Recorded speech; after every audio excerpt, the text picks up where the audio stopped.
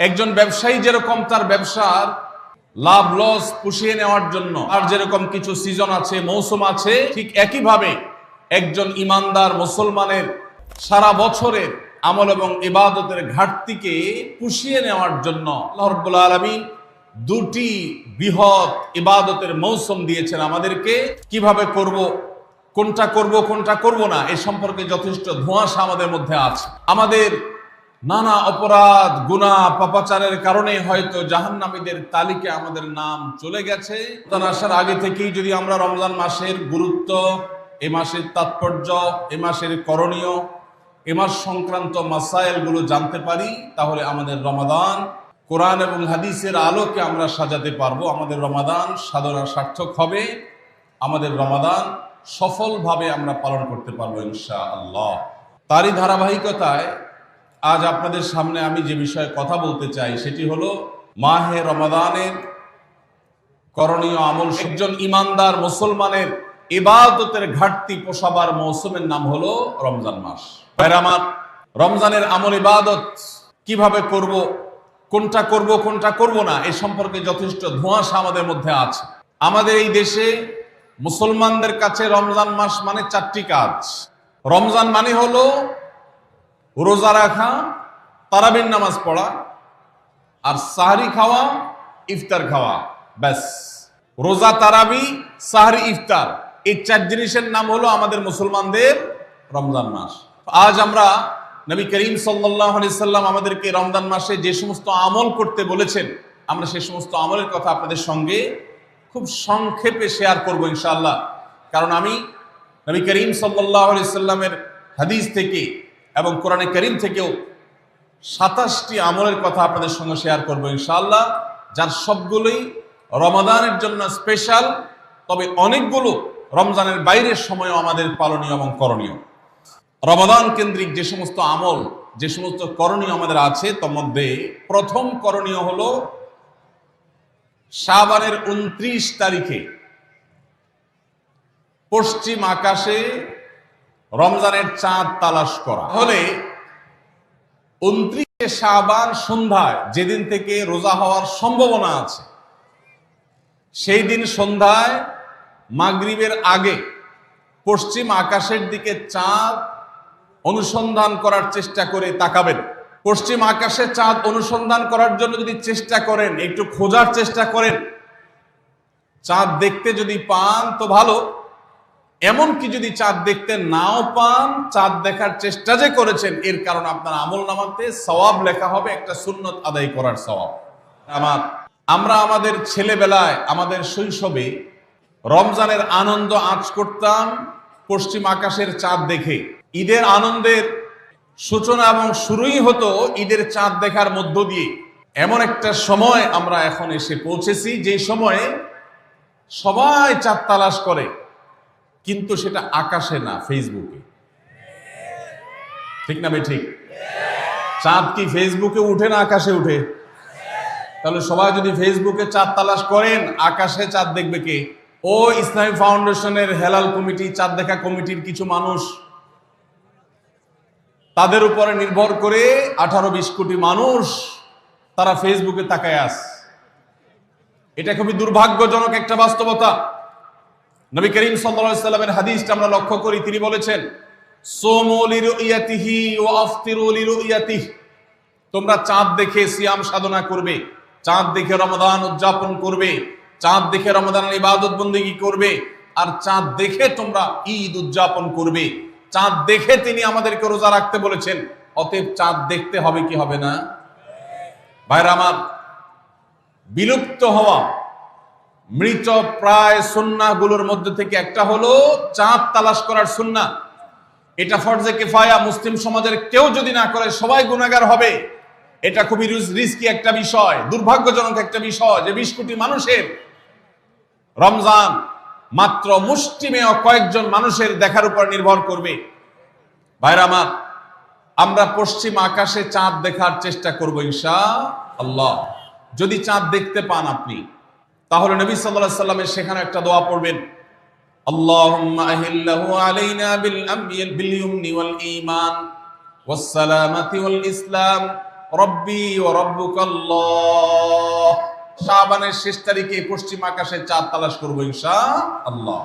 Number 2, রমজানের দ্বিতীয় আমল, যেটা রমজানের প্রধান আমল মূলত কি সেটা বলেন দেখি। রমজানের প্রধান আমল কি ভাই? রোজা রাখা। মাশাআল্লাহ, উত্তর সঠিক। রোজা রাখা রমজানের সুন্নত না মুস্তাহাব? ফরজ। ফরজ মানে হলো আল্লাহর সেই নির্দেশ, যেই নির্দেশ লঙ্ঘন করলে জাহান্নামের শাস্তি অবধারিত, জাহান্নামের শাস্তি এড়ানো যাবে না, যে নির্দেশ মান্য করা আবশ্যক, এরকম একটি ফরজ। ইসলামের স্তম্ভ কয়টা ভাই? 5টা। নবী করিম সাল্লাল্লাহু আলাইহি সাল্লাম বলেছেন, বুনিয়াল ইসলামু আলা খামস। ইসলাম দাঁড়িয়ে আছে 5টি ফাউন্ডেশনের উপরে, 5টি খুঁটির উপরে, 5টি ভিত্তির উপরে। সেই 5টি ভিত্তির 1 নম্বর হলো শাহাদাতি আল্লাহ ইলাহা ইল্লাল্লাহ ওয়া আন্না মুহাম্মাদান রাসূলুল্লাহ। আল্লাহ ছাড়া ইবাদত এবং উপাসনার উপযুক্ত আর কেউ নাই, আর মুহাম্মদ সাল্লাল্লাহু আলাইহি সাল্লাম আল্লাহর পাঠানো রাসূল, এই কথার সাক্ষ্য মুখে দেওয়া, এটা হলো 1 নম্বর স্তম্ভ। স্তম্ভ নম্বর 2, 5 ওয়াক্ত নামাজ আদায় করা। স্তম্ভ নম্বর 3, যাকাত আদায় করা, যাদেরকে আল্লাহ সামর্থ্য দিয়েছেন, সচ্ছলতা দিয়েছেন। স্তম্ভ নম্বর 4, হজ করা। স্তম্ভ নম্বর 5, রমজানের রোজা রাখা। তাহলে রমজান মাসের রোজা রাখা এটা শুধু ফরজ না, মৌলিক ফরজ। নবী করিম সাল্লাল্লাহু আলাইহি সাল্লাম বলেছেন, যদি কেউ জীবনে একটি রোজাও শরিয়া গ্রাহ্য ওযর ছাড়া কেউ যদি ভঙ্গ করে, রোজা না রাখে, রমজানের পরে যদি সে সারা জীবনও রোজা রাখে, দায় মুক্ত হয়তো হয়ে যাবে, সে কাজা আদায় করেছে, কাফারা আদায় করেছে, দায় মুক্ত হয়তো হয়ে যাবে, কিন্তু রমজানের একটা রোজা রেখে আল্লাহর কাছে যে পরিমাণ মর্যাদার অধিকারী হওয়ার কথা, সারা জীবন রোজা রেখেও রমজানের ওই একটা রোজার ক্ষতিপূরণ করা সম্ভব নয়। এই জন্য সবাই রমজান মাসে ফরজ রোজা রাখবো তো ইনশাআল্লাহ। ভাইরা আমার, পৃথিবীতে আজ অনেক বিজ্ঞানী রোজা বা ফাস্টিং এর উপরে গবেষণা করে অনেক বড় বড় পদক, অনেক বড় বড় পুরস্কার জিতেছে। এখন ডাক্তাররাও আমাদেরকে বলে যে একটা সময় আমরা যেন ফাস্টিং করি, একটা সময় আমরা যেন না খেয়ে থাকি, এটা আমাদের স্বাস্থ্যের জন্য ভালো। নবী সাল্লাল্লাহু আলাইহি সাল্লাম সেই ১৫০০ বছর আগে আল্লাহর দেয়া বিধান আমাদেরকে জানিয়েছেন।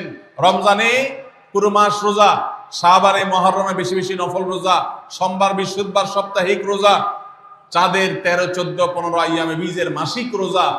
নিয়মিতভাবে এই রোজা, এই সিয়ামগুলো যদি পালন করি আমরা, তাহলে আল্লাহর সন্তুষ্টি এবং জান্নাত লাভ যেমন হবে, ঠিক একইভাবে আমরা দুনিয়াতে সুস্থ সবল থাকতে পারবো।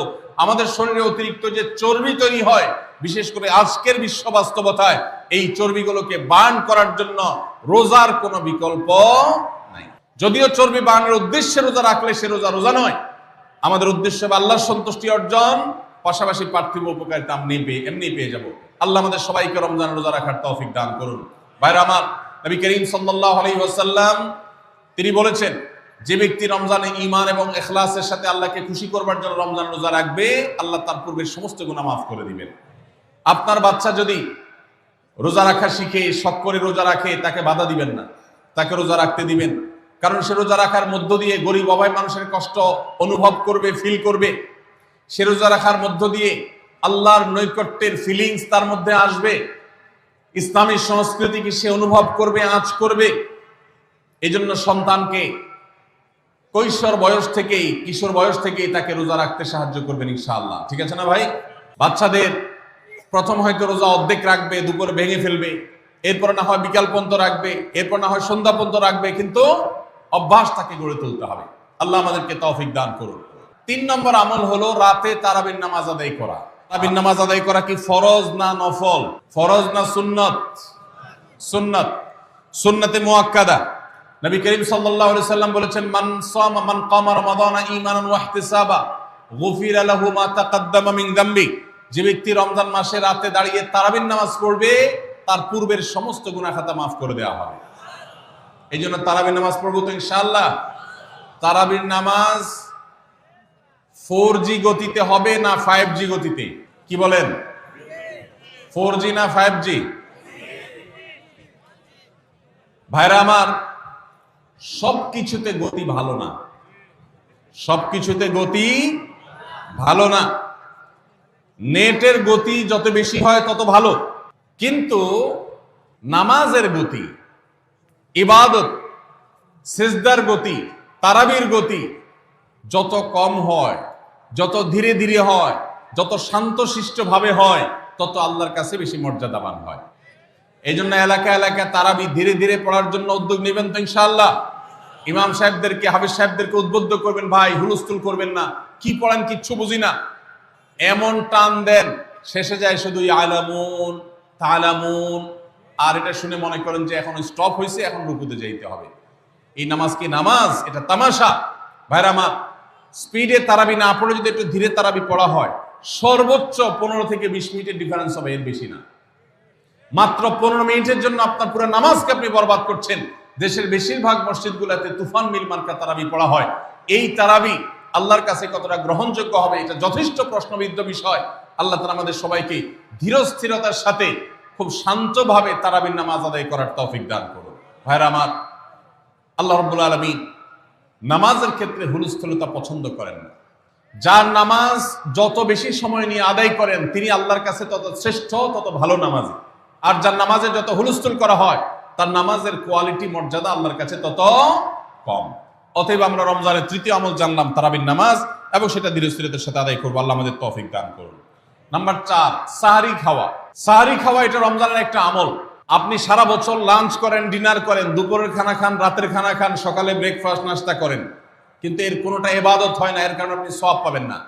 কিন্তু রমজান মাসে ভোর রাতে ঘুম থেকে উঠে যে আপনি খাবার খাবেন, এই খাবার খাওয়ার জন্য যে উঠলেন এবং খাইলেন, এর কারণে আপনার অ্যাকাউন্টে আপনার আমলনামা আল্লাহ তাআলা সওয়াব জমা করে দিবেন।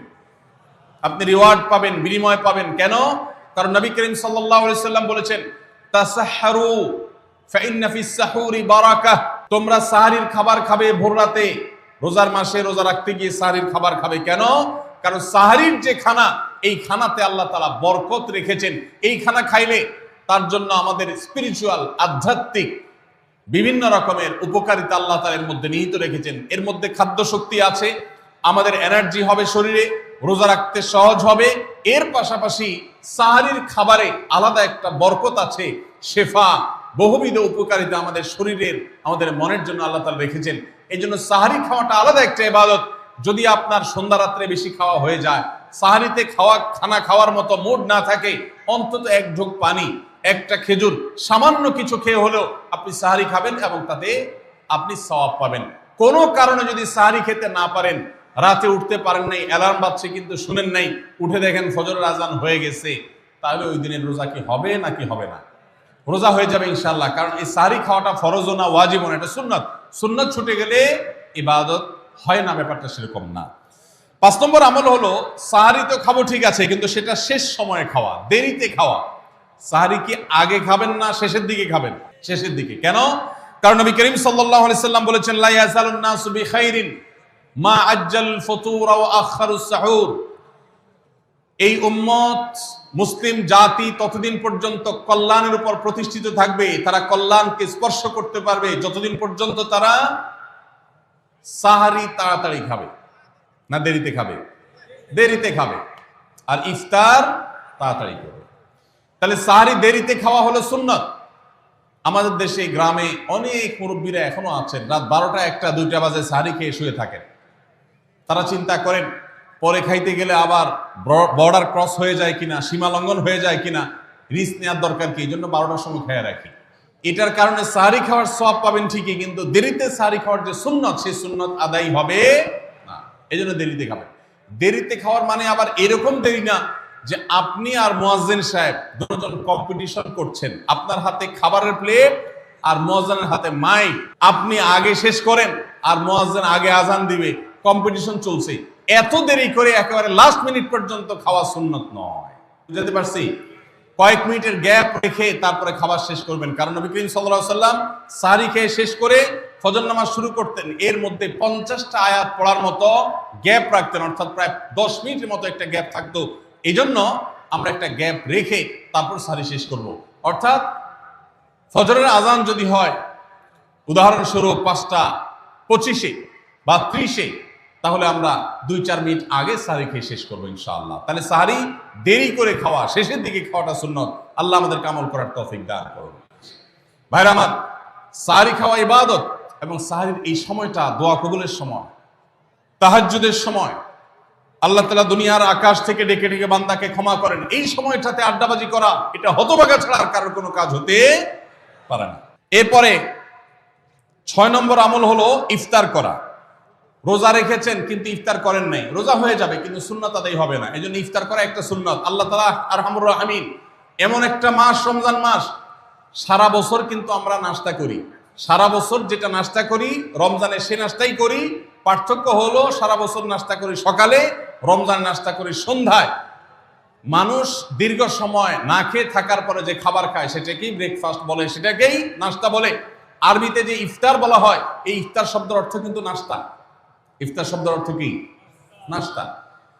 সারা বছর নাস্তা খেলে কোনো সওয়াব হবে, কিন্তু রমজান মাসে আপনি যদি সারাদিন উপবাস থাকার পর সন্ধ্যায় ব্রেকফাস্ট করেন অর্থাৎ ইফতার করেন, তাহলে আল্লাহ তাআলা আপনাকে সুন্নাত পালন করার সওয়াব দিবেন। এই জন্য ভাই ইফতার করা একটা সুন্নাত। 7 নম্বর, ইফতার আবার তাড়াতাড়ি করা আরেকটা সুন্নাত। এটা 7 নম্বর আমল, ইফতারটা একটু তাড়াতাড়ি করা। তাড়াতাড়ি করা মানে কি? যে ডুবার 2-4 মিনিট আগে, কি বলেন? তাহলে তাড়াতাড়ি কেমনে হলো? তাড়াতাড়ি মানে হলো সূর্য ডুবার সাথে সাথে করা, বিলম্ব বা দেরি না করা। নবী করিম সাল্লাল্লাহু আলাইহি ওয়াসাল্লামের ওই হাদিস আবারও আমরা স্মরণ করি। তিনি বলেছেন, লা ইয়াজালুন নাসু বিখাইরিন মা আজ্জালুল ফুতুর ওয়া আখারুস সুহুর। এই মানুষ, এই উম্মত ততদিন কল্যাণের উপরে প্রতিষ্ঠিত থাকবে যতদিন তারা ইফতার তাড়াতাড়ি করবে আর সাহরি দেরিতে করবে। ইফতার তাড়াতাড়ি করা এর মানে হলো সূর্য ডুবছে আর দেরি করবেন না। শিয়ারা এবং ইহুদিরা, তাদের মধ্যে রোজা আছে, ফাস্টিং আছে, তারা সেই রোজায় ইফতার করে হলো চতুর্দিক অন্ধকার হয়ে যাওয়ার পর, সূর্য ডুবার পর পর ইফতার করে না। তো এই জন্য নবী সাল্লাল্লাহু আলাইহি সাল্লামের আদর্শ হলো তার বিপরীত, অর্থাৎ সূর্য ডুবার পর পর ইফতার করে ফেলা, অতিরিক্ত বিলম্ব না করা। আল্লাহ আমাদেরকে আমলের তৌফিক দান করুন। 8 নম্বর আমল হলো ইফতারের দোয়া পড়া। ইফতারের দোয়া জানা আছে ভাই? কি দোয়া? আমরা একটা দোয়া কমন জানি বাংলাদেশে মানুষ, সেটা হলো আল্লাহুম্মা লাকা সুমতু আলা রিজকিকা আফতারতু। এটাও হাদিসে বর্ণিত হয়েছে, কিন্তু হাদিসের সনদ নিয়ে অনেকে কোনটা নিয়ে আলাপ তুলেছেন, প্রশ্ন তুলেছেন।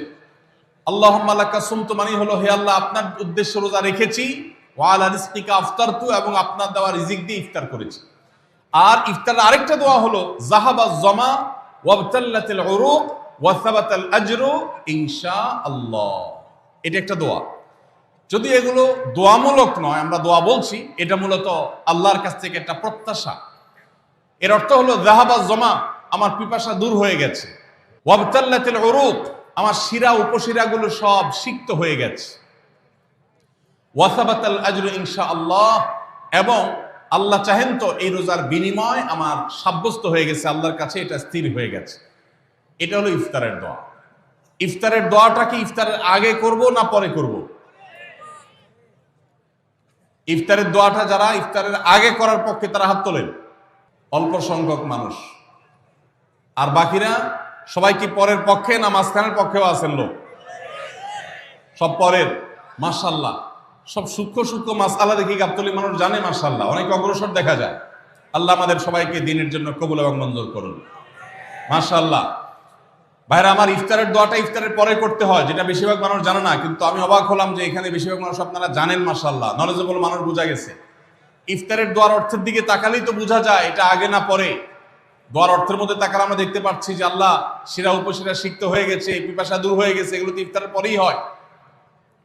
অবশ্য আমি অর্থ আগে বলে দিছি, সেটা দেখে হয়তো আপনারা অনেকে বুঝে ফেলছেন। মাশাআল্লাহ। তো যাই হোক, ইফতারের শুরুতে বিসমিল্লাহ বলে ইফতার করব আর শেষে এই দোয়া পড়বো। আল্লাহ আমাদেরকে আমলের তৌফিক দান করুন। 9 নম্বর হলো সাহরি এবং ইফতারে খেজুর খাওয়া। খেজুর দিয়ে সাহরি ইফতার করা। ইফতারে আপনি অন্য যা খান না খান, খেজুর দিয়ে খাবেন। নবী সাল্লাল্লাহু আলাইহি সাল্লাম আদা পাকা আদা খেজুর দিয়ে ইফতার করতেন, যেটাকে রোতাব বলা হয়। আর যদি সেটা না পাওয়া যেত, সাধারণ যে কোনো খেজুর, সেটাও না পাওয়া গেলে একটু পানি খেয়ে তারপর তিনি ইফতার করতেন। আমরা ইফতারে খেজুর খেতে হয় সুন্নাহ, এটা আমরা জানি, কিন্তু যেটা জানি না সেটা হলো সাহরিতে খেজুর খাওয়া। ভাইরা আমার, ইফতারে খেজুর খাওয়া যেমন সুন্নাত, সাহরিতেও খেজুর খাওয়া সুন্নাত, কিন্তু খেজুর খাওয়া কোনো ফরজ ওয়াজিব না। খেজুরের দাম বেশি হয়ে গেছে, আপনি কিনতে অপারগ। যদি একটা খেজুরও পুরো রমজানে না খান, আপনার রোজার কোনো অসুবিধা হবে। তবে নবী সাল্লাল্লাহু আলাইহি সাল্লাম যেহেতু ইফতার এবং সাহরিতে খেজুর খেতেন, আর খেজুরে প্রচুর পরিমাণ সুগার আছে, উপকারী, যেটা মানুষের স্বাস্থ্যের জন্য উপকারী। প্রচুর পরিমাণ এনার্জি আছে, খাদ্য শক্তি আছে। সারাদিন রোজা রেখে আমাদের যে সুগারের ঘাটতি হয় সেটা পূরণ করার জন্য সহায়ক হয়। এই জন্য সাহরি এবং ইফতারে খেজুর খাওয়া এমনিতেও উপকারী। আর নবী সাল্লাল্লাহু আলাইহি ওয়াসাল্লামের সুন্নাত, তিনি বলেছেন নি'মা সাহুরুল মুমিনি আত-তামার, ইমানদারের সাহারির আইটেমের মধ্যে সবচেয়ে বেস্ট উত্তম হলো খেজুর। এই জন্য অন্য যাই খান না খান, একটু হলো, এক পিস হলো খেজুর খাবেন। ইনশাআল্লাহ সুন্নাত আদায় করার নিয়তে খেলে এই খেজুর সুন্নাতটা আদায় হয়ে যাবে, আল্লাহ তাআলা তা চাহেন তো। তাহলে 9 নম্বর আমল পেলাম হলো সাহরি এবং ইফতারিতে খেজুর খাওয়া। 10 নম্বর আমল হলো সকল প্রকার পাপাচার বর্জন করা, গুনাহের কাজ থেকে বিরত থাকা। এইটা হলো রমজান মাসের দ্বিতীয় সর্বোচ্চ গুরুত্বপূর্ণ আমল। সিরিয়ালে আমরা 10 নম্বরে বলেছি, কিন্তু 27টা রমজানের স্পেশাল আমলের মধ্যে সবচেয়ে গুরুত্বপূর্ণ আমল হলো রোজা রাখা, আর দ্বিতীয় সর্বোচ্চ গুরুত্বপূর্ণ আমল হলো সব ধরনের পাপাচার বর্জন করা, গুনাহের কাজ ত্যাগ করা। যদি কেউ রমজানে রোজা রাখে আবার চোখ দিয়ে হারাম জিনিস মোবাইলে দেখে, স্ক্রিনে দেখে, পত্রিকার পাতায় দেখে, অফলাইনে দেখে, পর্নোর দিকে তাকায় থাকে, সে যদি কান দিয়ে হারাম জিনিস শুনে, গান বাদ্য, এই সমস্ত কিছু সে যদি উপভোগ করে, তাহলে তার এই রোজা আর উপোস থাকার মধ্যে কোনো পার্থক্য। মনে রাখবেন, রোজা শুধু পেটের হয় না, রোজা চোখের হয়, রোজা কানের হয়, রোজা হাতের হয়, রোজা মুখের হয়, রোজা শরীরের প্রত্যেকটা অঙ্গ প্রত্যঙ্গের হয়। একজন মানুষ যখন তার পুরো শরীরে রোজা করে, সে যখন সকল অঙ্গ প্রত্যঙ্গ দিয়ে আল্লাহর আনুগত্য করে, আল্লাহর নাফরমানি থেকে বেরিয়ে আসে, তখন সে সত্যিকারের রোজাদার হয়। আর যে শুধুমাত্র দিনের বেলায় পানাহার বর্জন করে, যৌনাচার বর্জন করে, আর সমস্ত পাপাচার অপকর্ম সে যথারীতি অন্য সময়ের মতো রমজান মাসেও করে, এই রোজাদার পেটের রোজা রেখেছে কিন্তু তার শরীরের অন্য অন্য অঙ্গ প্রত্যঙ্গগুলো আল্লাহর কথা শুনে নাই, সো সেগুলো কিন্তু রোজা রাখে নাই। এই রোজা আল্লাহর কাছে মাকবুল এবং গ্রহণযোগ্য রোজা হতে পারে না। অতএব আমরা রমজান মাসে সব ধরনের গুনাহের কাজ বর্জন করবো তো ইনশাআল্লাহ। প্রিয় ভাইরা আমার, রোজা কিন্তু আমাদের সাথে কথা বলে। রোজার ভাষা আমরা অনেকে জানি না, কি বলে সেটা অনেকে বুঝি না, কিন্তু রোজা আমাদের সাথে কথা বলে। কি কথা? সিয়াম শব্দের অর্থ, আমরা যেটাকে রোজা বলছি সেটা কোরআনের ভাষায় বলা হয় সিয়াম, হাদিসে বলা হয়েছে সেটাকে সওম বা সিয়াম। এই সওম বা সিয়াম একই শব্দ, এর অর্থ হলো বিরত থাকা। এর অর্থ হলো কি ভাই?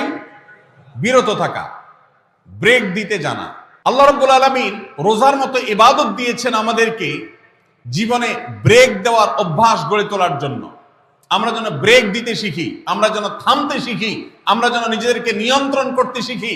ইসলামের যে বৈশিষ্ট্য, ইসলামের যে বিউটি, ইসলামের যে সৌন্দর্য, সেটা হলো ইসলাম পৃথিবীর মানুষকে আত্মনিয়ন্ত্রণ করবার কথা বলে। আজ ভোগবাদী পৃথিবীর যেদিকে তাকাবেন, চতুর্দিকে দেখতে পাবেন শুধু ভোগের হাতছানি। দুনিয়াটা মস্ত বড়, খাও দাও আর ফুর্তি করো, শুধুমাত্র ফুর্তি, ফুর্তি এবং ফুর্তি, ভোগ এবং ভোগ এবং ভোগ। গোটা পৃথিবী আপনাকে ভোগের কথা বলবে, ত্যাগের কথা বলবে না। ইসলাম আপনাকে ত্যাগের কথা বলে।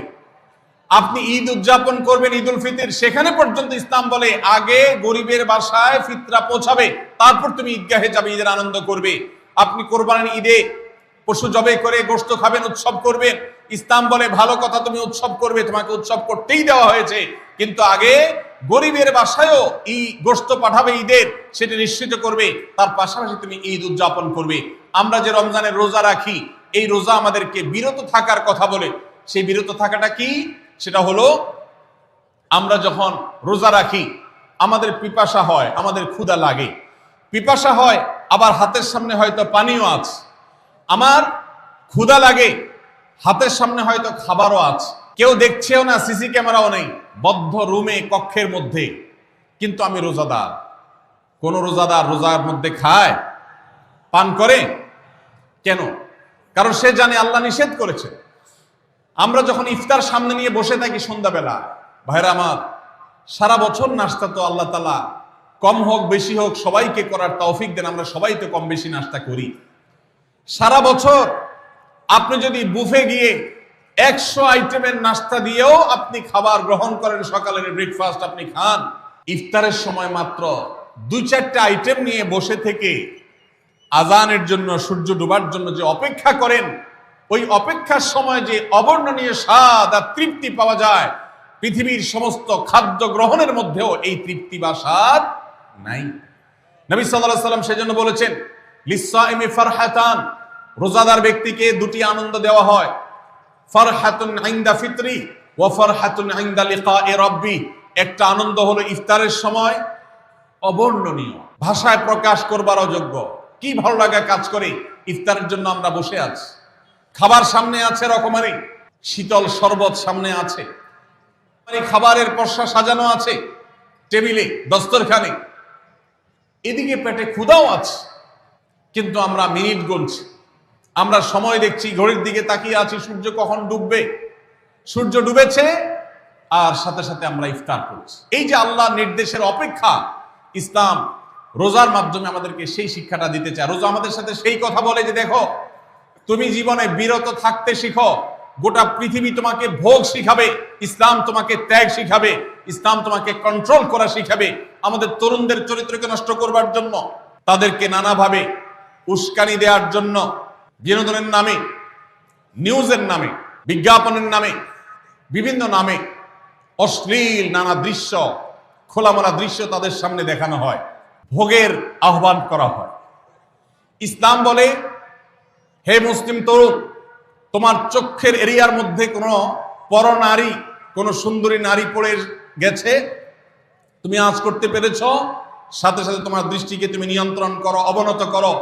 কুল্লিল মুমিনিনা ইয়াগুদ্দু মিন আবসারিহিম ওয়া ইয়াহফাযু ফুরুজাহুম। আল্লাহ বলেছেন, হে রাসূল বলে দিন ঈমানদার পুরুষদেরকে, তারা যেন তাদের চোখগুলোকে নামিয়ে রাখে, তাদের সম্ভ্রমকে তারা সংরক্ষণ করে। মনে রাখবেন, যা খুশি তা করতে পারা এটা যোগ্যতা নয়। নিজেকে নিয়ন্ত্রণ করলাম, যা খুশি তা করব না, এর নাম হলো যোগ্যতা। ডায়রিয়ার রোগী ডাইরেক্ট হয়ে যায়, যা খুশি যে করে, নিজের মন যেদিকে তাকে নাচায় সেদিকে নাচে, এই লোকটা অসুস্থ মানুষের মতো। আর মুসলিম যুবক, মুসলমান মানুষ, নারী পুরুষ, সে নিজেকে নিয়ন্ত্রণ করে। আল্লাহ এটা হারাম করেছেন, আমার মন চায়, চাইলেই আমি সেটা নিতে পারি, কিন্তু আমি নেব না। আমি একটা জিনিস ধরতে পারি, আল্লাহ হারাম করেছেন, সেজন্য আমি ধরবো না। এই শিক্ষাটা রমজান আমাদেরকে দেয়। অতএব রমজানের সবচেয়ে গুরুত্বপূর্ণ আমল হলো এই 10 নম্বর আমল, সেটা হলো পাপাচার বর্জন করা। নবী সাল্লাল্লাহু আলাইহি ওয়াসাল্লাম বলেছেন, যে ব্যক্তি রমজানে রোজা রাখলো আর পাপাচার বর্জন করলো না, তাহলে এই রোজা রাখার উপোস থাকার ভিতরে কোনো পার্থক্য নাই। আল্লাহ আমাদের সবাইকে রমজান মাসে রোজা থেকে সকল হারাম, সকল নাজায়েজ কাজ, সকল গুনাহের কাজ ছাড়ার তৌফিক দান করবো না আমি। ভাইরা আমার, 11 নম্বর আমল হলো অধিক পরিমাণ দোয়া করা।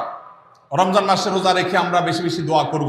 চলতে ফিরতে, উঠতে বসতে দোয়া করতে পারেন। আমাদের মায়েরা অনেকে শুনছেন আমাকে, রমজান মাসে আপনি গৃহস্থলী কাজ করছেন, রান্নাবাড়া করছেন, ঘর ঝাড়ু দিচ্ছেন, আর মনে মনে আল্লাহর সাথে কথা বলেন। দোয়া মানে আল্লাহর সাথে কথোপকথন। আল্লাহ, আপনি আমাকে মাফ করে দেন, আমার বাবাকে মাকে মাফ করে দেন, সন্তানগুলোকে হেদায়েত দান করেন, চোখের পানি ফেলেন। নিয়মতান্ত্রিক দোয়া, বসে বসে হাত তুলে দোয়া করবেন কেবলামুখী হয়ে, আবার চলতে ফিরতে, উঠতে বসতে, এমনকি ওযু নাই সে অবস্থায় দোয়া করবেন। নবী সাল্লাল্লাহু আলাইহি ওয়াসাল্লাম বলেছেন, 3 ব্যক্তির দোয়া ফিরিয়ে দেওয়া হয় না। কয় ব্যক্তির দোয়া? লা তুরাদ্দু দাওয়াতুহুম, 3 শ্রেণী মানুষের দোয়া ফিরিয়ে দেওয়া হয় না। এর ভিতরে এক শ্রেণী হলেন মাজলুম, কারোর জুলুমের শিকার হয়েছে। এই ব্যক্তি জালেমের বিরুদ্ধে যে তার মনের আকুতি থাকে, বদদোয়া থাকে, আল্লাহ সুবহানাহু ওয়া তাআলা এটা ফিরিয়ে দেন না। এই জন্য পৃথিবীর ইতিহাসের কোন জালিম আপনি দেখাতে পারবেন না যেই জালিমকে আল্লাহ ছেড়ে দিয়েছেন, আল্লাহ ছাড় দিয়েছেন কিন্তু চূড়ান্ত ভাবে ছেড়ে দিয়েছেন, এমন কোন জালিম আপনি দেখাতে পারবেন না। এই জন্য ভাই, কখনো কোন অবস্থাতে কারো প্রতি আমরা জুলুম করব না। আল্লাহ আমাদেরকে সেটা মানার তৌফিক দান করুন। তাহলে 3 ব্যক্তির দোয়া কবুল হয়, ফেরত দেওয়া হয় না। তার ভিতরে একজন হলো মাজলুম, যার প্রতি আপনি জুলুম করেছেন, সে আপনার বিরুদ্ধে যে বদদোয়া করে, এটা লাগবেই লাগবে, আজ হোক আর 2 দিন পরে হোক। নাম্বার 2, মুসাফির, যে ব্যক্তি সফরে আছে, সফররত অবস্থায় সে যদি দোয়া করে, সেই দোয়া আল্লাহ তাআলা কবুল করেন। 3 নম্বর হলো রোজাদার ব্যক্তি, as-সাইম হাত্তা ইফতির, রোজাদার ব্যক্তি সারাদিন ভর রোজা করলে, ইফতার রাগ পর্যন্ত, সারাদিন দোয়া করলে ইফতার রাগ পর্যন্ত তার দোয়া কবুল হয়। এই জন্য রোজা রেখে আমরা বেশি বেশি আল্লাহর কাছে দোয়া করবো ইনশাআল্লাহ। চলতে ফিরতে, উঠতে বসতে মনে মনে আল্লাহর সাথে কথা বললেন, চাওয়া দাওয়াকে পেশ করলেন, বাস এইটাই হলো দোয়া। এটা হলো আমাদের রমজান মাসের 11 নম্বর আমল, বেশি বেশি দোয়া করা। 12 নম্বর আমল হলো মিথ্যা এবং কাজ পরিহার করা। রমজানের সকল পাপাচার তো পরিহার করবই, বিশেষভাবে মিথ্যা কথা মিথ্যা কাজ পরিহার করা। কারণ নবীজি সাল্লাল্লাহু আলাইহি ওয়াসাল্লাম এর জন্য আলাদা নির্দেশ করেছেন। তিনি বলেছেন, মাল্লাম ইয়াদা কাওলা যুরি ওয়াল আমালা বি ফালাইসা লিল্লাহি হাজা আন ইয়াদা তাআমাহু ওয়া শারাবা। যে ব্যক্তি রমজানের রোজা রেখে মিথ্যা কথা মিথ্যা কাজ ছাড়লো না, তার উপোস থাকায় আল্লাহর কোনো ঠেকা পড়ে নাই। 13 নম্বর আমল হলো অশ্লীলতা এবং বিবাদ বিতণ্ডা ঝগড়া এগুলো পরিহার করা। কারণ নবী করিম সাল্লাল্লাহু আলাইহি ওয়াসাল্লাম তিনি আমাদেরকে রমজান মাসে রোজা রেখে অশ্লীলতা পরিহার করতে বলেছেন। মোবাইলে হারাম জিনিস দেখলেন, টেলিভিশনে হারাম জিনিস দেখলেন, বা কোনো পত্র পত্রিকাতে খারাপ জিনিস নিষিদ্ধ জিনিস দেখলেন, পর্নারীর সৌন্দর্য দেখে আপনি হারাম স্বাদ নেয়ার চেষ্টা করলেন, তাহলে আপনার রোজার অঙ্গহানি হলো, রোজা প্রাণহানি হলো। এই রোজা নয়। এই জন্য এটাকে রমজান মাসে পরিহার করতে হবে, অন্য সময় তো বটেই। এবং সেই সাথে কেউ যদি আপনার সাথে ঝগড়া করতে আসে, নবীজি শিখাই দিয়েছেন, ফালিয়াকুল ইন্নী সায়েম। কেউ রোজা রাখা অবস্থায় ঝগড়া করতে আসলে বলবেন, ভাই আমি রোজাদার, আমি তোমার ঝগড়ার জবাব দিতে পারবো না। তাহলে ঝগড়া পরিহার করার জন্য রমজান মাসে আমরা এক্সারসাইজ করবো। 14 নম্বর, যে কোনো ভালো কাজ, যে কোনো নেকামল রমজান মাসে বেশি বেশি করবেন। কেন? কারণ রমজানের শুরুতে একজন ঘোষক বলে, ইয়া বাগিয়াল খায়রি আকবিল, হে ভালো কাজ প্রত্যাশী, যে ভালো কাজ করতে চাও, রমজান মাসটাই হলো ভালো কাজের সওয়াব বেশি পাওয়ার।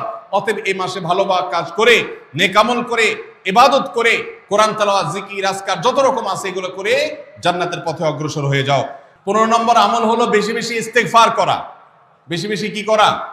ইস্তেগফার করা, অর্থাৎ ক্ষমা প্রার্থনা করা। কেন ক্ষমা প্রার্থনা বেশি করবেন? কারণ নবী করিম সাল্লাল্লাহু আলাইহি সাল্লাম বলেছেন, ওয়ালিল্লাহি উতাকাউ মিনান নার ওয়া যালিকা ফি কুল্লি লাইলা। রমজানের প্রত্যেক রাতে আল্লাহ তাআলা বহু মানুষকে জাহান্নাম থেকে মুক্ত ঘোষণা করেন। ভাইরা আমার, আমাদের পাপাচারের কারণে জাহান্নামীদের তালিকা নাম উঠে থাকলেও রমজানে আল্লাহ বহু মানুষকে ঠিক দেন যে এই লোককে জান্নাতি ঘোষণা করা হলো, জাহান্নাম থেকে মুক্ত ঘোষণা করা হলো। এই জন্য এই মাসে আল্লাহর কাছে বেশি বেশি মাফ চাইতে হয়, ইস্তেগফার করতে হয়, চোখের পানি ফেলে দোয়া করতে হয় যে আল্লাহ আপনি মাগফিরাত নসিব করেন। এটা হলো 15 নম্বর আমল। 16 নম্বর আমল হলো রোজাদারকে ইফতার করানো। নিজে ইফতার করবেন, পাশাপাশি রোজাদার ব্যক্তিকেও ইফতার করাবেন। নবী সাল্লাল্লাহু আলাইহি সাল্লাম বলেছেন, যদি কোনো ব্যক্তি কোনো রোজাদারকে ইফতার করায়, তাহলে যেই ব্যক্তি তাকে ইফতার করালেন তার রোজার সওয়াব তো সে পাবেই, আপনি ইফতার করায়া সমপরিমাণ সওয়াব লাভ করবেন ইনশাআল্লাহ। অতএব মসজিদে ইফতার দেওয়ার ব্যবস্থা করা যেতে পারে, রাস্তাঘাটে, বিশেষ করে পাবলিক পরিবহনে, এমনকি প্রাইভেট গাড়িতেও সন্ধ্যার সময়, ইফতারের সময় অনেক সময় খাবার থাকে না, তখন আপনি রাস্তা দাঁড়িয়ে যদি সামান্য একটু খেজুর, সামান্য একটু পানি বিতরণ করতে পারেন, তাহলে সওয়াবটা পাওয়া যেতে পারে। আপনার বাসার আশেপাশে অনেক অভাবী মানুষ আছে, তাদের বাসায় আপনি ইফতার পৌঁছে দিতে পারেন। এর মাধ্যমে রোজাদারকে ইফতার করানোর সওয়াব পেতে পারেন। 17 নম্বর আমল হলো বেশি বেশি কোরআনে কারীমের তেলাওয়াত করা। কোরআনে কারীমের তেলাওয়াত রমজান মাসে বেশি বেশি করব। কেন? কারণ হলো এই মাসটাই হলো কোরআন নাজিলের মাস। আল্লাহ তাআলা রমজান মাসে কোরআন নাজিল করেছেন। আল্লাহ বলেছেন, শাহরু রমাদান আল্লাযী উনজিলা ফীহিল কুরআন হুদাল লিন-নাসি ওয়া বায়িনাতিন মিনাল হুদা ওয়াল ফুরকান। রমজান মাস এমন মাস যে মাসে আল্লাহ তাআলা কোরআন নাজিল করেছেন। এই জন্য এই মাসে বেশি বেশি কোরআন তেলাওয়াত করতে হবে। নবী করিম সাল্লাল্লাহু আলাইহি সাল্লাম বেশি বেশি রমজান মাসে কোরআন তেলাওয়াত করতেন। আমাদের পূর্বসূরি সালাফগণ কেউ কেউ রমজান মাসে অন্য সব আমল কমিয়ে দিয়ে কোরআন তেলাওয়াতটা সবচেয়ে বেশি করতেন। এই জন্য দিনে এবং রাতে বেশি বেশি করে কোরআন শুদ্ধতার সাথে, সৌন্দর্যের সাথে তেলাওয়াত করব, অর্থ সহকারে বুঝে পড়ার চেষ্টাও পাশাপাশি করবো ইনশাআল্লাহ। 18 নম্বর আমল হলো কোরআন পরস্পরকে শোনাশুনি করা, বুঝে পড়া। অর্থাৎ আপনি কোরআন তেলাওয়াত করবেন, আপনার স্ত্রী শুনবে, আপনার মা শুনবে, আপনার বোন শুনবে, আবার তারা তেলাওয়াত করবে, আপনি শুনবেন। আমরা তারাবির নামাজে এক পক্ষীয় তেলাওয়াত শুনি, হাফেজ সাহেব তেলাওয়াত করেন, আমরা শুনি, কিন্তু আমরা তেলাওয়াত করে আরেকজন শুনবে, এটা হয় না। নবী সাল্লাল্লাহু আলাইহি সাল্লাম রমজান মাস আসলে জিবরিল ফেরেশতার সাথে কোরআন শোনাশুনি করতেন। জিবরিল তেলাওয়াত করতেন, নবীজি শুনতেন, আবার আমাদের নবীজি তেলাওয়াত করতেন, জিবরিল শুনতেন। এটা একটা সুন্নাত। এই সুন্নাতটা বিলুপ্ত হয়ে গেছে, এটা নিয়ে চর্চা নাই। এই জন্য আমরা এটা বাসা বাড়িতে নতুন করে জিন্দা করব। আল্লাহ আমাদেরকে তৌফিক দান করুন। 19 নম্বর আমল হলো দান সাদাকা বেশি বেশি করা। নবীজি সাল্লাল্লাহু আলাইহি সাল্লাম এমনিতেই প্রচুর পরিমাণ দান করতেন, কিন্তু রমজান আসলে তার দানশীলতার পরিমাণ আরো বেড়ে যেত। এই জন্য অভাবী, প্রতিবেশী, গরিব, দুঃখী সবার ঘরে ঘরে আমরা আমাদের সাধ্য অনুযায়ী দান পৌঁছানোর চেষ্টা করব রমজান উপলক্ষে। এটা রমজানের 19 নম্বর স্পেশাল আমল, বিশেষ আমল। 20 নম্বর রমজানের কর্মসূচি হলো ভোর রাতে দোয়া করা। কারণ সারা বছর ভোর রাতে তাহাজ্জুদের নামাজ পড়া বা দোয়া করার সুযোগ আমাদের হয় না, কিন্তু রমজানের সাহরি খেতে তো এমনি ওঠেন। অতএব এই টাইমে দোয়া কবুল হয়। 24 ঘন্টার ভিতরে দোয়া কবুলের সবচেয়ে মুখ্যম সুযোগ, সবচেয়ে আদর্শ সময় হলো এই তাহাজ্জুদের সময়টা। ভাইরা আমার, ঢাকার একটি বড় কোম্পানি, বাংলাদেশের সবচেয়ে বড় শিল্প প্রতিষ্ঠান বললে ভুল হয়তো হবে না, অন্তত এটুকু বলা যায় যে প্রথম 3-4টি বড় প্রতিষ্ঠানের একটি, এরকম একটা প্রতিষ্ঠানের একজন কর্মকর্তা বছর 2-3 আগে আমার সাথে হঠাৎ দেখা, তিনি আমাকে দেখে বেশ আবেগ আপ্লুত হলেন এবং অনেকটা জড়িয়ে ধরলেন এবং বললেন, ভাই আপনার একটি আলোচনা থেকে আমার জীবনের ভিতরে এমন এক পরিবর্তন আসছে যেটা অকল্পনীয়, অভাবনীয়। আমি একটু কৌতূহল হয়ে জানতে চাইলাম কোনটা সেটা। তখন তিনি বললেন, ভাই আমার জীবনে এমন একটা রোগ হয়েছে, যেই রোগ ট্রিটমেন্ট করার জন্য দেশে বিদেশে বিভিন্ন জায়গায় গিয়েছি, কোনো চিকিৎসা এর আমি পাইনি। শেষ পর্যন্ত আশাহত হয়ে চাকরি ছেড়ে দিয়ে, শহর ছেড়ে দিয়ে গ্রামে গিয়ে বসবাস করা শুরু করছি এবং মৃত্যুর জন্য অপেক্ষা করছি। এর মধ্যে আপনার একটা আলোচনার ক্লিপ আমার চোখের সামনে আসলো সোশ্যাল মিডিয়ায়, তো এটা শুনলাম। সে আলোচনাটা ছিল আল্লাহর কাছ থেকে অসাধ্য সাধন করার সময় হলো ভোর রাত, তাহাজ্জুদের সময়। আমি এই আলোচনা পুরোটা শোনার পর ওই রাতেই আমি ঘুম থেকে উঠে ভোর রাতে তাহাজ্জুদ পড়ে আল্লাহর কাছে বুক ভাসিয়ে মন ভরে কাঁদলাম, দোয়া করলাম। ওই ভাই বললেন যে আমি এত দোয়া করলাম, দোয়া করতে করতে দীর্ঘ সময় আমি পরিতৃপ্ত হলাম, আমার দোয়া শেষ হয়ে গেল।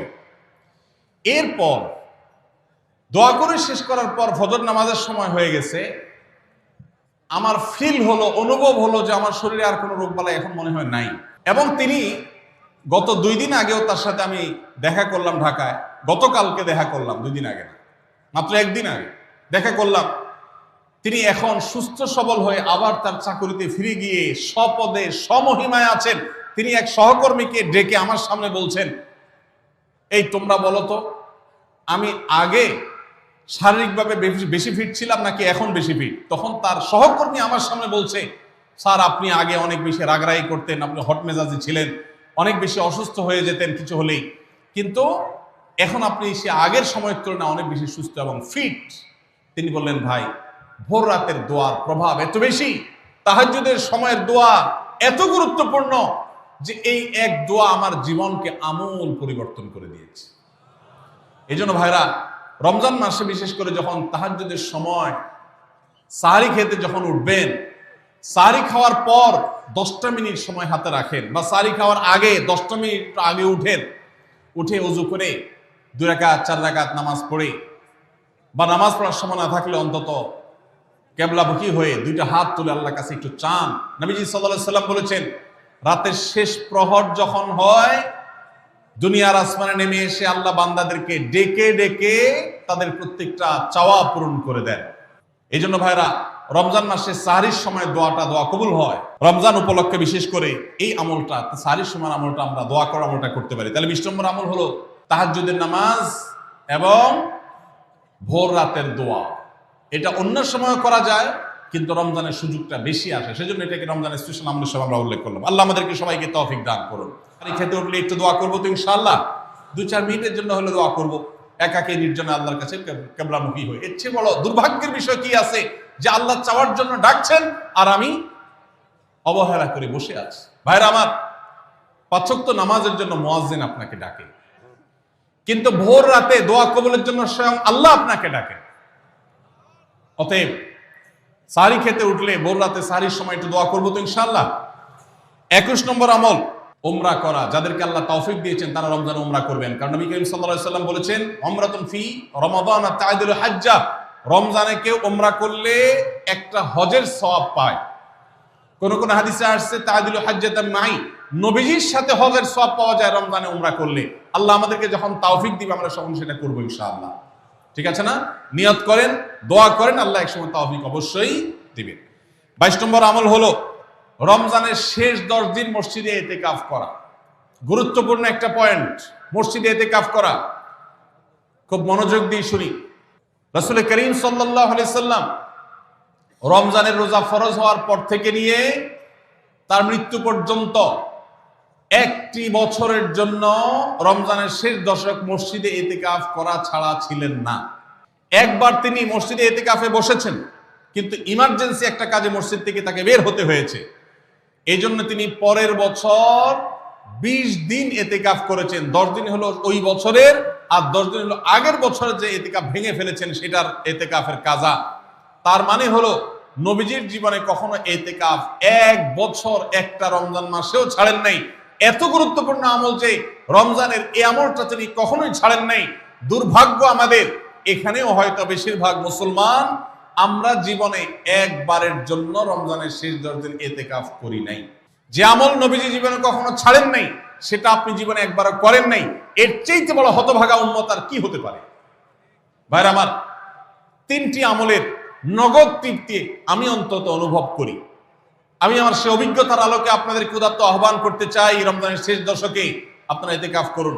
যে 3টি আমলের তৃপ্তি, নগদ স্বাদ, অবর্ণনীয় ভালো লাগা কাজ করে, অন্তর্জগতে প্রশান্তিতে পরিপূর্ণ হয়ে যায়, সেই 3টি ইবাদতের একটি হলো আরাফাতের ময়দানের দোয়া। এটার সাথে কোনো কিছুর কম্পেয়ার হয় না। অবর্ণনীয় এক তৃপ্তি লাগে আরাফাতের ময়দানে দোয়া করতে। দ্বিতীয় হলো সিজদায় গিয়ে চোখের পানি ফেলে আল্লাহর কাছে দোয়া করতে অসম্ভব ভালো লাগা কাজ করে, ভোর রাতে দোয়াতেও একই স্বাদ পাওয়া যায়। আর 3 নম্বর হলো রমজানের শেষ দশকের ইতিকাফ।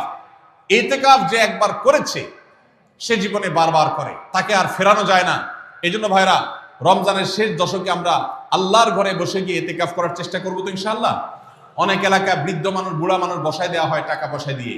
যে টাকা নিয়ে ইতিকাফ করে সেও গুনাহগার, আর যারা টাকা নিয়ে ইতিকাফে বসায় তারাও গুনাহগার, কারণ ইবাদত টাকা পয়সা দিয়ে চলবে না। রমজানের শেষ দশক মসজিদে ইতিকাফ করবো তো ইনশাআল্লাহ। আল্লাহ আমাদেরকে তৌফিক দান করুন। যুবক ভাইরা, একটাবার বসে দেখেন, অসম্ভব ভালো লাগে কাজ করে, মনে হয় যে আল্লাহর মেহমান আমি, এই ফিলটা হয়। কারণ আল্লাহর ঘরে এসে বসে আছেন আপনি কারোর কাছে কোনো কিছু চেয়েছেন, চাইতে চাইতে একটা পর্যায়ে তার পাও জড়িয়ে বসে গেলেন, একদম বসে গেলেন, তার ঘরের সামনে বসে পড়লেন। ইতিকাফটা অনেকটা এরকম। রমজানের প্রথম 20 দিন আল্লাহর কাছে হাত দিয়ে দোয়া করলাম, আর শেষ 10 দিন একজন মসজিদে গাঁটটি মুস্কা নিয়ে পড়ে গেলাম। ব্যাপারটা হলো কারো পায়ে ধরে পড়ে যাওয়ার মতো। আশা করা যায় ইতিকাফকারীকে আল্লাহ তাআলা ক্ষমা না করে মসজিদ থেকে ফেরাবেন না। এই জন্য ইতিকাফ করার চেষ্টা করবো তো ইনশাআল্লাহ। আমরা ব্যস্ততার অজুহাত দেই। ভাইরা আমার, যে কোনো মুহূর্তে দুনিয়া থেকে চলে যেতে হতে পারে। এই জন্য এই রমজানে প্ল্যান করেন, যত ব্যস্ত হন না কেন। আমি তো আমার সমস্ত ব্যস্ততাকে এক পাশে ঠেলে রেখে, আল্লাহ আমাকে যখন থেকে তৌফিক দিয়েছেন রমজানের শেষ দশক ইতিকাফ ছাড়া বাইরে থাকবো এটা চিন্তাও করি না। এই জন্য যুবক ভাইদেরকে বলবো, প্রত্যেকটা মহল্লাতে 2 জন 5 জন 10 জন করে যুবকরা বসেন, কোরআনের গ্রুপ স্টাডি করেন, কোরআনের পাঠচক্র করেন, নিজেরা কোরআন হাদিসের আলোচনা করেন, রোনাজারি এবং দোয়া করেন। 10টা দিন আল্লাহর সাথে কানেক্টেড হওয়ার চেষ্টা করেন। 12 মাস ইবাদত, দাওয়াতের কাজ, ইসলামের কাজ করবেন, ইনশাআল্লাহ সেখানে বরকত পাবেন। রমজানের শেষ দশকে ইতিকাফ করবেন তো ইনশাআল্লাহ। আল্লাহ আমাদের সবাইকে তৌফিক দান করুন।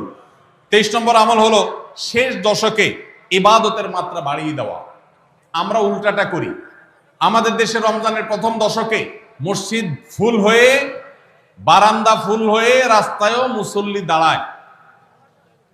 আর 10 রমজান চলে গেলে 20 রমজান পর্যন্ত বাহিরের মুসল্লি কমতে কমতে বারান্দার মুসল্লি কমে ভিতরে চলে আসে। আর শেষ 10 দিনে আসলে, ঈদের দিনগুলো যখন কাছে আসে, তখন 5 ওয়াক্ত নামাজের ওই নিয়মিত মুসল্লি ছাড়া বাকিগুলো সব উধাও হয়ে যায়। নবী সাল্লাল্লাহু আলাইহি সাল্লাম কি করতেন? তার উল্টাটা। আমাদের আয়েশা বলেছেন, কানা ইয়াজিতাহিদু ফীহি মা লা ইয়াজিতাহিদু ফী গায়রি। আমাদের নবীজি সাল্লাল্লাহু আলাইহি সাল্লাম রমজানের শেষ দশকে ইবাদতের জন্য যত কষ্ট করতেন, যত সাধনা করতেন, অন্য কোন সময় ইবাদতের জন্য এত সাধনা করতেন না। অথচ আমরা দেখা যায় শেষ দশক অবহেলাকাটাই। এই জন্য ভাইরা, শেষ দশকে ইবাদতের পরিমাণ আরো বাড়িয়ে দিতে হবে, আমলের পরিমাণ বাড়িয়ে দিতে হবে। এটাই আল্লাহ তাআলার নির্দেশনা, সেটাই রমজানের শেষ দশকের আমল। 24 নম্বর আমল হলো শেষ দশকে পরিবারকে ঘুম থেকে ডেকে তোলা। এটা আলাদা সুন্নাহ। নবী সাল্লাল্লাহু আলাইহি সাল্লাম রমজানের শেষ দশক হলে কানা ইযা দাখালাল আশর আহইয়া লাইলা ওয়া আইকাযা আহলা। তিনি পরিবারকে ঘুম থেকে ডেকে তুলতেন এবং স্ত্রী সঙ্গ ত্যাগ করতেন। শেষ দশক কোমর বেঁধে ইবাদত করতেন। এটা 24 নম্বর আমল। তাহলে শেষ দশক পরিবারকে ঘুম থেকে ডেকে তোলা। নবীজি অন্য কোন সময় ঘুম থেকে ইবাদতের জন্য ডাকতেন না, নফল নামাজ যার ইচ্ছা সে পড়বে, যার ইচ্ছা পড়বে না। কিন্তু শেষ দশক এত বড় অফার, এত বড় সুযোগ, কারণ লাইলাতুল কদর শেষ দশকে আছে। এই জন্য এই দশকে ইবাদতের জন্য পরিবারকে তিনি ডেকে তুলতেন। তারা শুয়ে থাকুক, তিনি এটা সহ্য করতেন না। এই জন্য 24 নম্বর আমল হলো রমজানের শেষ দশকে পরিবারকে ঘুম থেকে ডেকে তোলা এবং স্ত্রী সঙ্গ ত্যাগ করা শেষ দশকের জন্য। 25 নম্বর আমল হলো লাইলাতুল কদর অনুসন্ধান করা।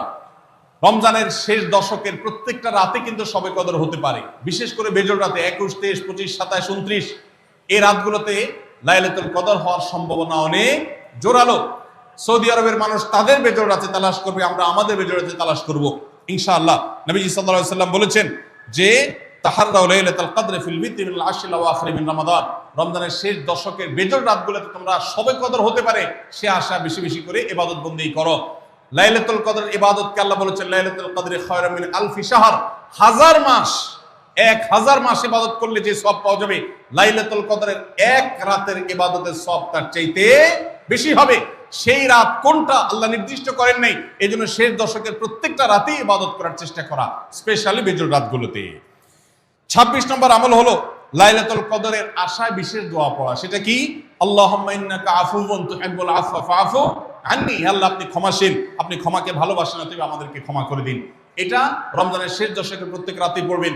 যে রাতটা একটু শান্ত শিষ্ট, একটু শীতল, একটু বৃষ্টিভাব, একটু লাইলাতুল কদরের আবহাওয়া বোঝা যায়, সেই রাতকে লাইলাতুল কদর আশা করে প্রত্যাশা করে বেশি বেশি দোয়া পড়বেন, আল্লাহুম্মা ইন্নাকা আফুউন তুহিব্বুল আফওয়া ফাআফু আন্নী।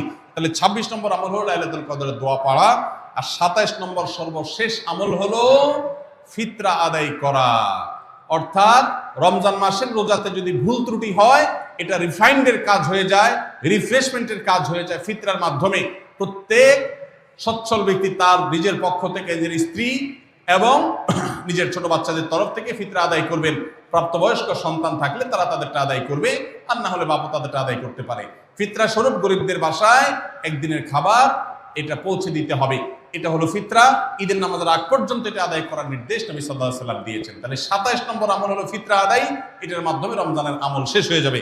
আমি আবার এক নজরে 27টি আমল আপনাদেরকে বলে দিচ্ছি। নাম্বার 1 চাঁদ দেখা, নাম্বার 2 রোজা রাখা, নাম্বার 3 তারাবির নামাজ আদায় করা, নাম্বার 4 সাহরি খাওয়া, 5 নম্বর আমল হলো শেষ সময় সাহরি খাওয়া, 6 নম্বর আমল হলো ইফতার করা, 7 নম্বর আমল হলো তাড়াতাড়ি ইফতার করা, এবং 8 নম্বর আমল হলো ইফতারের দোয়া পড়া, 9 নম্বর আমল হলো সাহরি এবং ইফতারে খেজুর খাওয়া, 10 নম্বর আমল হলো রমজান মাসের সকল গুনাহ বর্জন করা, 11 নম্বর আমল হলো বেশি বেশি দোয়া করা, 12 নম্বর আমল হলো মিথ্যা কথা এবং কাজ পরিহার করা, 13 নম্বর আমল হলো অশ্লীলতা এবং ঝগড়া বিবাদ রমজানের রোজা রেখে না করা, 14 নম্বর আমল হলো ভালো কাজের পরিমাণ এই মাসে বাড়ায় দেওয়া, 15 নম্বর আমল হলো বেশি বেশি আল্লাহর কাছে ক্ষমা চাওয়া, কারণ এই মাসে আল্লাহ বেশি ক্ষমা করেন মানুষকে, 16 নম্বর আমল হলো অন্য রোজাদারকে ইফতার করানো, তাদের বাসায় ইফতার পাঠানো, আর 17 নম্বর আমল হলো বেশি বেশি কোরআন তেলাওয়াত করা, 18 নম্বর আমল হলো কোরআন নিজে পড়ে আরেকজনকে শোনানো, আবার তার তেলাওয়াত নিজে বসে শোনাশুনি করা, 19 নম্বর আমল হলো দান সাদেকা করা, 20 নম্বর আমল হলো তাহাজ্জুদ এবং বিশেষ করে ভোর রাতে সারি খেতে উঠে দোয়া করা, আর 21 নম্বর আমল হলো উমরা করার সামর্থ্য থাকলে, 22 নম্বর আমল হলো ইতিকাফ করা শেষ দশকে, 23 নম্বর আমল হলো শেষ দশকের বেজর রাতে, শেষ দশকের প্রত্যেকটা রাতে ইবাদতের পরিমাণ বাড়িয়ে দেওয়া এবং বিশেষভাবে রাত্রি জাগরণ করা শেষ দশক, আর 24 নম্বর আমল হলো শেষ দশকে নিজের পরিবারকে ঘুম থেকে ডেকে তোলা, স্ত্রী সঙ্গ ত্যাগ করা, 25 নম্বর আমল হলো লাইলাতুল কদর অনুসন্ধান করা, 26 নম্বর আমল হলো লাইলাতুল কদরের বিশেষ দোয়া পাঠ করা, আর 27 নম্বর আমল হলো ফিতরা দেওয়া। আল্লাহ আমাদের সবাইকে এই 27টা আমল দিয়ে আমাদের রমজান মাসকে সাজাবার তৌফিক দান করুন।